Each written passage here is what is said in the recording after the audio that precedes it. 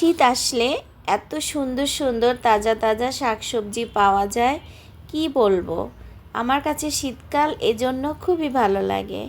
আসসালামু আলাইকুম, সবাই কেমন আছেন? আশা করি আল্লাহর রহমতে সবাই ভালো আছেন। আমিও আপনাদের দোয়ায় আলহামদুলিল্লাহ ভালো আছি। এই শাকগুলোকে আপনাদের এলাকায় কি নামে জানে অবশ্যই জানাতে পারেন। আমাদের এলাকায় এগুলাকে ভাইত্তার শাক বলে। আমরা ভাইত্তার শাক নামে এই শাকটাকে চিনি। এখানে আমি শাকগুলো কেটে ধুয়ে পরিষ্কার করে নিয়েছি। মাছ আমি ভেজে তারপর কাটা ছাড়িয়ে নিয়েছি।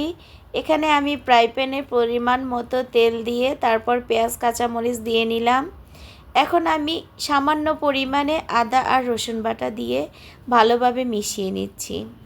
তারপর আমি হলুদের গুঁড়া আর একটু বেশি করে মরিচের গুঁড়া, তারপর ধনিয়ার গুঁড়া আর লবণ দিয়ে দিব। এখানে নিচে যেন মশলাটা লেগে না যায় তাই অল্প পরিমাণে একটু ঝোলের পানি দিলাম। মশলাটা ভালোভাবে কষে আসলে আমি এখন একটু লবণ দিয়ে দিব। লবণটা আপনি পরিমাণ মতো দিবেন, কারণ শাকটা কিন্তু অল্প একটু হয়ে যাবে। শাক বেশি দেখা গেলে কি হয়েছে, রান্না করার সময় শাকটা কিন্তু অনেক পরিমাণে কমে যায়। তাই আমরা চেষ্টা করব যারা লবণের পরিমাণটা কম বুঝি তারা শাকটা যখন একটু নুয়ে যাবে তখন আপনারা শাকে লবণ দিবেন। মানে শাকটা যখন একটু কমে যাবে, সিদ্ধ হওয়ার আগে আপনারা লবণ দিবেন, তাহলে আপনারা বুঝতে পারবেন যে কতটুকু শাক হয়েছে। এখানে আমি বেছে রাখা মাছগুলো দিয়ে দিলাম, কারণ আগে থেকে কাটা ছাড়িয়ে রাখতে হবে এই মাছগুলো। এখন আমি ভালোভাবে মশলার সাথে মিশিয়ে নিচ্ছি। এভাবে এই শাকটা রান্না করলে খুবই ভালো লাগে। আমার যে সকল মিষ্টি আপু ভাইয়ারা আমার ভিডিও দেখা শুরু করেছেন, প্লিজ একটা লাইক দিয়ে শুরু করবেন। আর যারা আগে থেকে লাইক কমেন্ট শেয়ার করেছেন তাদেরকে অসংখ্য ধন্যবাদ। এখানে আমার মাছটা কষানো হয়ে গেছে। এখন আমি শাকগুলো দিয়ে দিচ্ছি।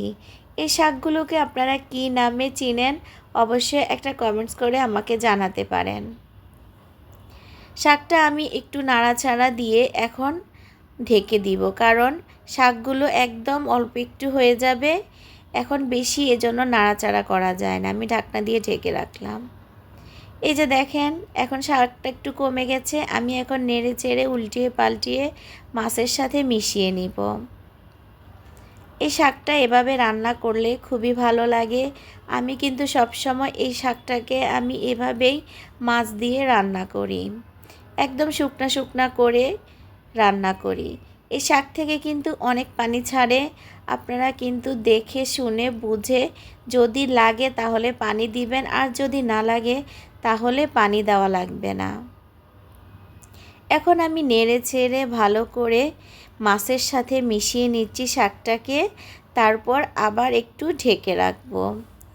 এভাবে আমি অল্প আছে শাকটা রান্না করে নিয়েছি। এই শাকটা দেখতে যেমন সুন্দর হয়েছে, খেতেও কিন্তু অসাধারণ হয়েছে। আপনি এই শাকটা দিয়ে এক প্লেট ভাত অনায়াসে খেতে পারবেন। আমি কিন্তু সব সময় শাকটা এভাবে রান্না করি, আমার কাছে খুবই ভালো লাগে। এই শাকটা চিংড়ি মাছ দিয়েও রান্না করলে ভালো লাগবে। আজকে আমি রুই মাছ দিয়ে রান্না করেছি।